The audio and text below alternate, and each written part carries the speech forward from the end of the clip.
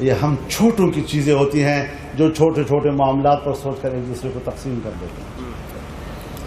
ہم نے کیوں برقرار رکھے؟ میں تو مختلف مکاتب فکر کے اندر اختلاف کا قائل ہوں، لیکن اختلاف کے پیچھے رویے تو ہمارے اختیار میں ہے نا. شاید اختلاف ختم کرنا ہمارے اختیار میں نہ ہو، لیکن اختلاف کو نرم رکھنا تو ہمارے اختیار میں ہے. ہم اپنے غلط اجتہاد کی بنیاد پر رویوں میں اتنی سختی لے آتے ہیں کہ آپ کی جو معروف جدوجہد کے راستے ہوتے ہیں وہ تو متاثر ہو جاتے ہیں، معطل ہو جاتے ہیں، لیکن آپ کے پلے تو کچھ نہیں پڑتا سوائے جمعیت علماء کو کمزور کرنے کے. اور کیا نتیجہ نکلتا ہے اس چیز کا؟ الحمدللہ آج جمعیت علماء پاکستان کی ایک بھرپور سیاسی قوت ہے. اور میں نے پارلیمنٹ میں کہا تھا کہ میں تمام پارلیمنٹ کے اراکین سے کہنا چاہتا ہوں کہ کوئی ممبر پارلیمنٹ میری طرف انگلی سے اشارہ کر کے یہ تاثر دینے کی کوشش نہ کرے کہ میں کسی مکتب فکر سے متعلق ہوں یا میں کسی ایک مکتب فکر کی نمائندگی کر رہا ہوں. سن لو، پوری پارلیمنٹ سن لے، فضل الرحمان جب اس ایوان میں کھڑا ہوگا تو وہ اسلام کا نمائندہ ہوگا، امت اسلام کا نمائندہ ہوگا اور تمام مکاتب فکر کا نمائندہ ہوگا.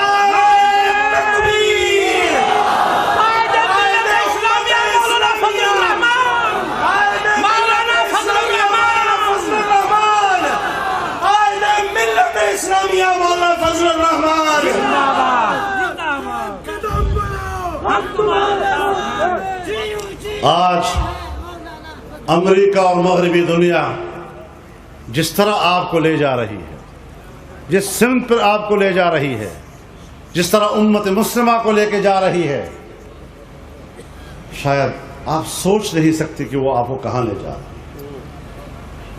اور ہمارے داخلی اختلافات اور داخلی بکھیڑوں کو جس طرح استعمال کر کے وہ ہمیں آپس میں الجھا دیتے ہیں اور ہم ایک دوسرے میں مصروف ہو کر ان کے لیے راستے چھوڑتے ہیں، اس کے ایجنڈے کی تکمیل کے لیے ان کا تعاون کر رہے ہوتے ہیں. کبھی اس پر ہماری نظر ہے؟ جذباتی ہو جاتے ہیں ہم لوگ. کس بات پہ جذباتی ہو رہے ہیں؟ اسلام اعتدال کا نام ہے. آج جس دور سے ہم گزر رہے ہیں یہ امت مسلمہ اور بالخصوص مذہبی دنیا کی ابتلاء و آزمائش کا دور ہے.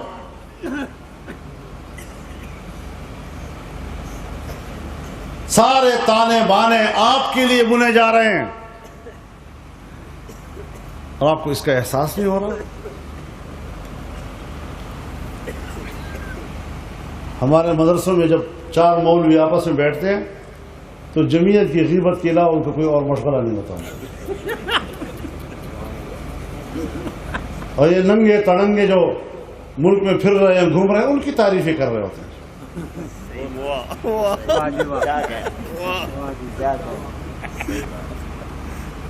کچھ احساس کریں، کہاں کھڑے ہیں آپ لوگ؟ کتنے بڑے چیلنجوں کا آپ کو سامنا ہے، کتنی بڑی نسبت ہے آپ کی، کتنی بڑی تاریخ ہے، کتنا بڑا تسلسل ہے.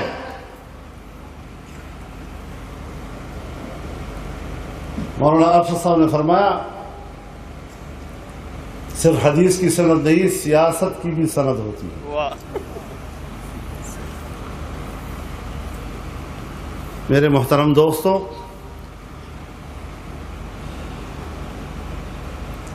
اسلام ایک سیاسی نظام ہے.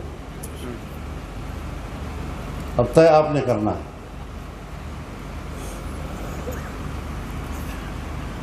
ذاتی زندگی میں، خاندانی زندگی میں، گھریلو زندگی میں اگر آپ نے اس حد تک محدود رہنا ہے تو پھر ظاہر ہے کہ ترجیح اول عبادات ہے.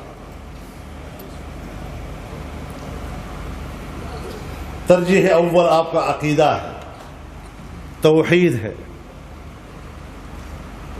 لیکن اگر آپ نے اجتماعی زندگی کی طرف جانا ہے اور واقعی آپ سمجھتے ہیں کہ انسان اللہ نے اس کو مدنی طبع پیدا کیا ہے، مل جل کر رہنے کی اللہ نے اس کو جبلت عطا کی ہے، آبادیوں میں رہتا ہے، شہروں میں رہتا ہے، محلوں میں رہتا ہے، اور اس حوالے سے بھی اس کا ایک نظام ہے، تو جس وقت آپ اجتماعی زندگی کی طرف آئیں گے تو پھر آپ کی ترجیح کیا ہو؟ پھر ترجیح یا امن ہے اور یا معیشت ہے۔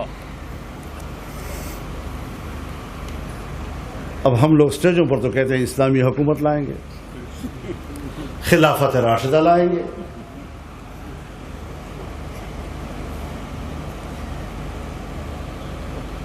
ایوان صدر پر اسلام کا جھنڈا لہرائیں گے، اتنی بڑی طاقت بننا چاہتے ہیں اور سٹیج پر دعویٰ کر کے دنیا کو فتح کرنا چاہتے ہیں۔ سٹیج پر کھڑے ہو کر دعووں سے دنیا فتح نہیں ہوگی، اس کے لیے طاقت بننا پڑے گا۔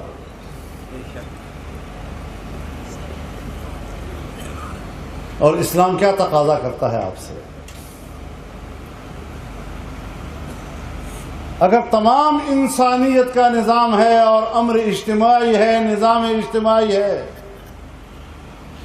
تو پھر اسلام کا تقاضا آپ سے اقتدار کا ہے۔ جناب رسول اللہ صلی اللہ علیہ وسلم نے فرمایا الاسلام والسلطان توامان،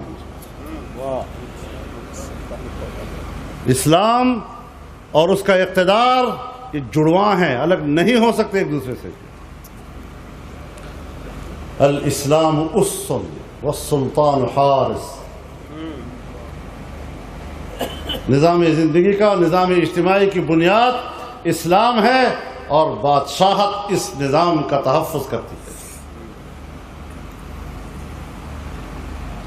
فمن لا اس لہ یہدم ومن لا حارس لہ یضیع، جس چیز کی بنیاد نہ ہو وہ عمارت گر جاتی ہے، اور جس عمارت کی بنیاد بھلا مضبوط ہو لیکن اس کا نگران و نگہبان موجود نہیں ہے وہ ضائع ہو جاتا ہے اور عمارت بیکار ہو جاتی ہے، گل سڑ جاتی ہے۔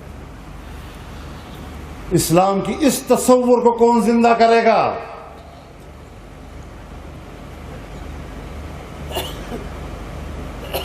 ہمارے حضرات نے تو مدرسہ بنایا، مدرسے سے آگے بڑھے اور جمعیت علماء بنائی، تحریک خلافت چلائی، پورے ہندوستان کی آزادی کی تحریکیں چلائیں، ایک بڑی جدوجہد پر محیط ان کی ایک تاریخ ہے۔ اور حضرت حکیم الاسلام قاری محمد طیب صاحب رحمہ اللہ وہ تو فرماتے ہیں کہ 3 چیزیں ہیں اسلام کی، موالید ہیں، موالید ثلاثہ، شریعت، طریقت، سیاست۔ یہ 3 چیزیں اکٹھی ہوں گی تو اسلام بنے گا۔ شریعت راستہ ہے، راستہ ہی نہ ہو تو چلو گے کس طرف؟ طریقت راستے پہ چلنے کے اصول سکھاتا ہے، راستہ ہو اور چلنے کا ڈھنگ نہ آئے تو سفر کیسے کرو گے؟ اور سیاست، جب راستے میں مشکلات آتی ہیں تو مشکلات کو دور کرنے کا نام سیاست ہے۔ اب ظاہر ہے جب آپ ایک راستے پہ جا رہے ہیں، مشکل مرحلہ آ گیا، پتھریلی زمین آ گئی، جھاڑیاں آ گئی، تو وہاں تو پھر کچھ کلہاڑا، ڈنڈا ونڈا، یہ چیزیں پھر ہتھوڑا وغیرہ لینے پڑتے ہیں نا، تو جب آپ استعمال کریں گے تو شور بھی آئے گا نا وہاں سے، تو اس لیے سیاست کے ماحول میں ذرا شور و غوغا رہتا ہے۔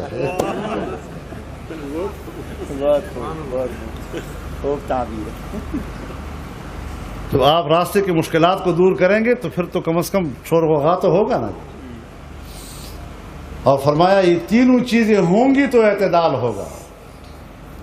اگر صرف شریعت ہے اور طریقت و سیاست معاون نہیں ہے تو پھر نفس شریعت سے وابستہ ہو جانے والا آدمی وہ تنگ نظر ہوا کرتا ہے، وہ پھر بند حجرے کا ملا ہوتا ہے، انتہائی تنگ نظر ہوتا ہے، دوسری بات ماننے کو تیار نہیں ہوتا۔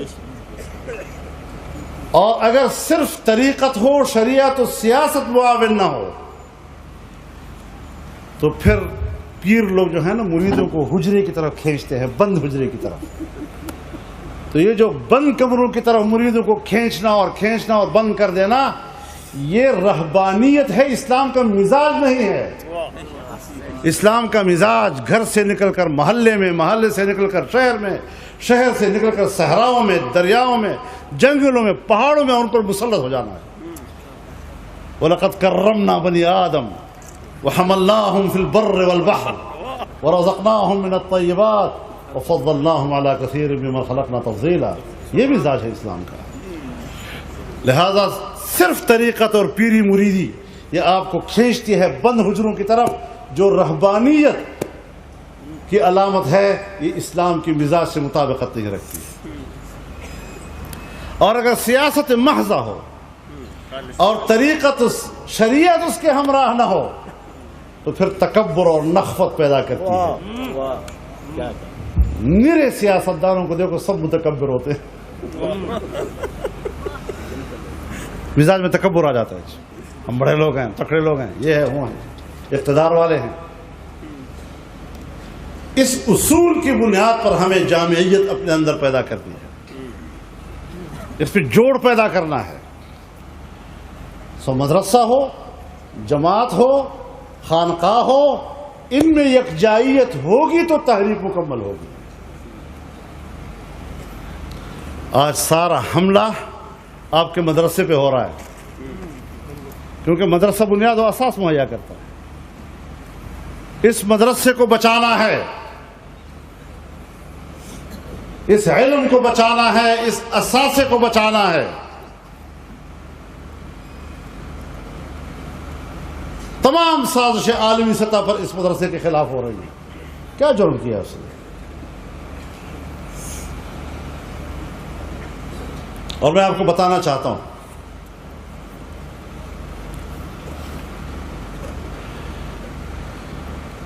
کہ انسانیت کی بھلائی کے لیے وقت کے